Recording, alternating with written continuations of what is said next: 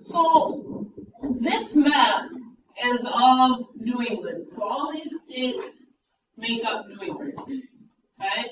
So if I state, if you're in Massachusetts, then you are in New England.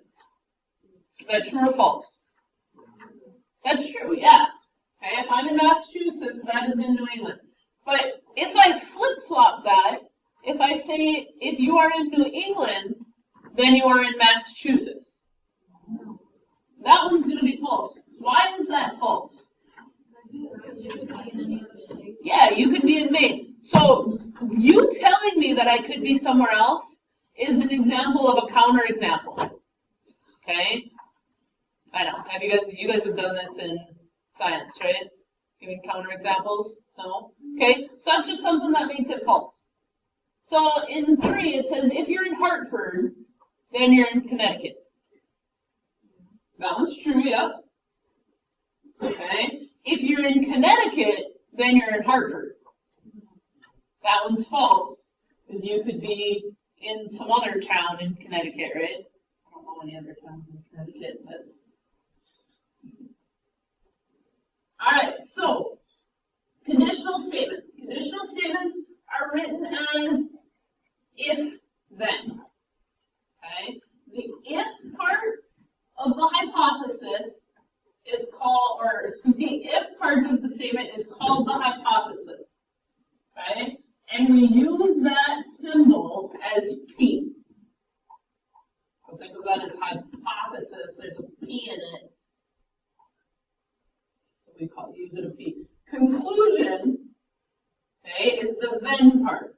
And that symbol is a Q. I know there's no Q in it, but kind of sounds like a Q. Conclusion kind of sounds like a Q, maybe? Maybe? Alright, so a lot of times when we're talking about conditional statements, we label it as P, Q. Okay, if, then, hypothesis, conclusion. So an example, if it's noon in Georgia, then it's 9 a.m. in California. And the hypothesis, we don't include if with it. We just say it is noon in Georgia would be our hypothesis. Our conclusion doesn't include the then, it's just the then portion. It is 9 a.m. in California is our conclusion. Alright? We're not going to do these two Venn diagrams, so flip to the next page. Alright, so we want to write this as a conditional. So we want to write this as if then. So it says 2 points are collinear if they lie on the same line. So does it already give me my if portion? Yep. So what is my if portion? Alright, so if 2 points lie on the same line, right? That part is called my hypothesis. What other words do I need to include in this? Then, what? What's the rest of my statement? They are collinear. Okay, and that then portion is called my conclusion. Good. Alright, this one's a little harder. Dolphins are mammals. How can I make that into an if-then statement?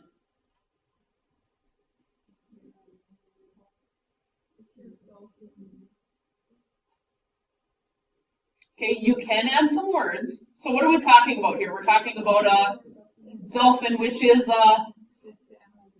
there you go. So if an animal is a dolphin, then what? It is a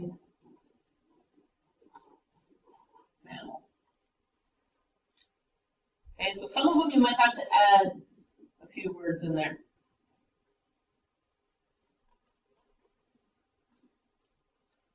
All right. All sharks have a boneless skeleton. Talk to your partner with this. Whoever you're sitting next to or sitting near. Talk about a statement that might work here.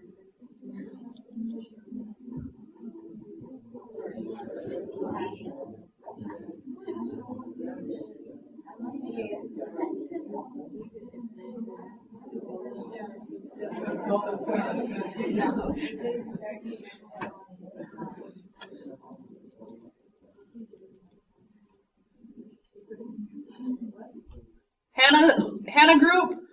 Hannah and Hannah? Well, what would you guys come up with? Give me one that you might have come up with.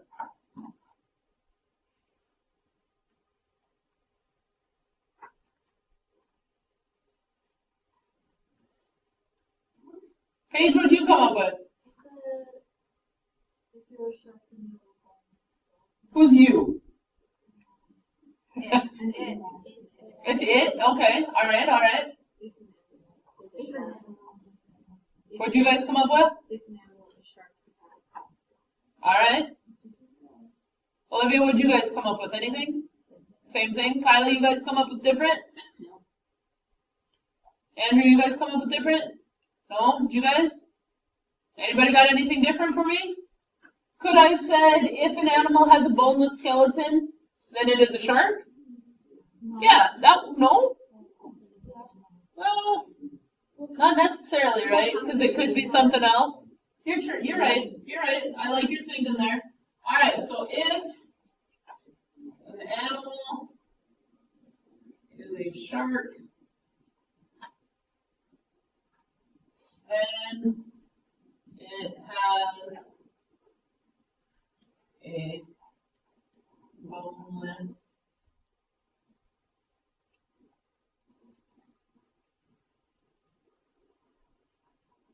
skeleton. All right, so we get the if-then portion. All right.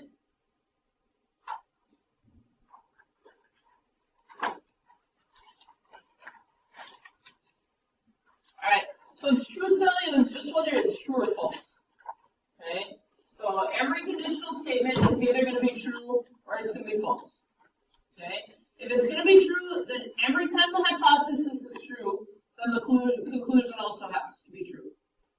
Okay, if it's false, then we can find a counterexample where it's false. Okay, so it's kind of where I threw in a counterexample. So number 8, if a number is divisible by 3, then it is odd. That's false. Holy, that was a fast false. Okay, so if I say false, somebody give me a counterexample. 12? Is 12 divisible by 3? Yep. Is it odd? No. So that is a counterexample. If a month has 28 days, then it is February.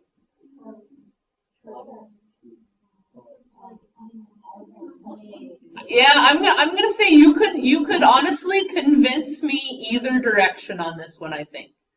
Okay? Because some people are gonna say that's true because it has to be exactly 28 days.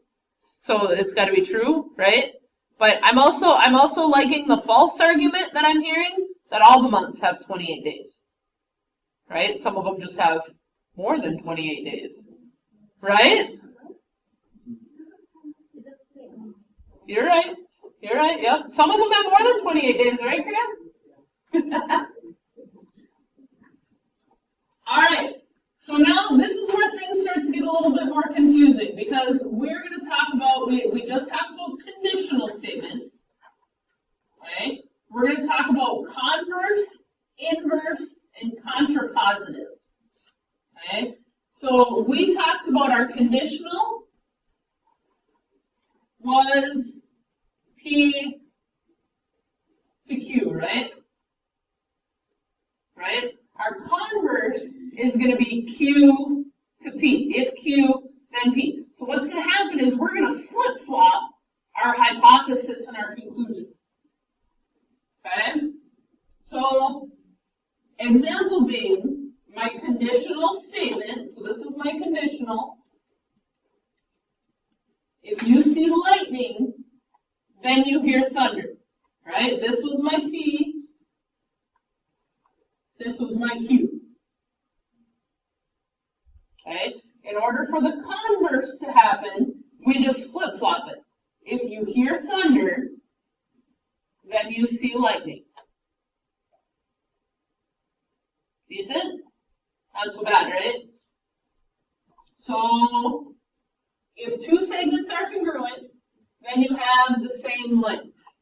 Now let's do the shorter one. If the bell rings, then the dog will bark. Yep. So if the dog barks, then the bell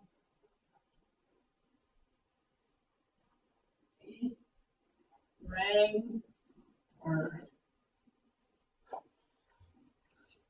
okay, so all we did was flip-flop our hypothesis and our conclusion. So far, so good? All right, negation. Okay, negation means when we make the statement negative. So usually that means we put like not in front of it or something like that. That symbol for negation is this little squiggly line. Okay, so the statement is an angle measures 30 degrees. So the negation of that is an angle does not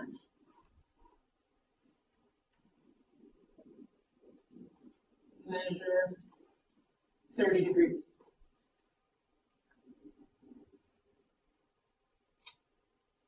Okay, so our inverse is when we negate the hypothesis and we negate the conclusion. Abby, can I get you to shut your tablet for me so we're done, please? Okay, and the contrapositive, okay, so the inverse is related to the conditional, right? The contrapositive is related to the converse, because that's the negation of Q, the negation of P. So it's just kind of that order that we go into. So if I am happy, I will sing. Okay, that's my conditional, right? My converse, and I'm adding this in there, there isn't a line for that, is if I flip it around. So if I flip-flop my hypothesis and my conclusion, what do I have? If I sing, then what? I am happy.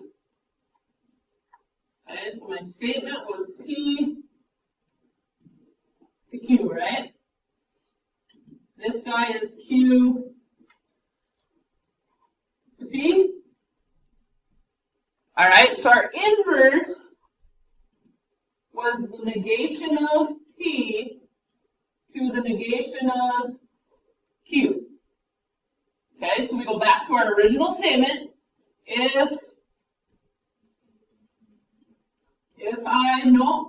Back to the original statement.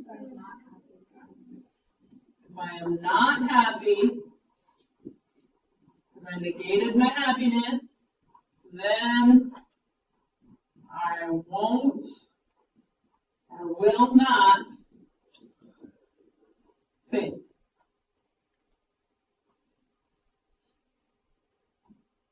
Okay, and my contrapositive is when I flip-flop this. So the negation of Q to the negation of P. So now I'm just flip-flopping my inverse. If I don't sing or if I'm not singing, I would take either one. Then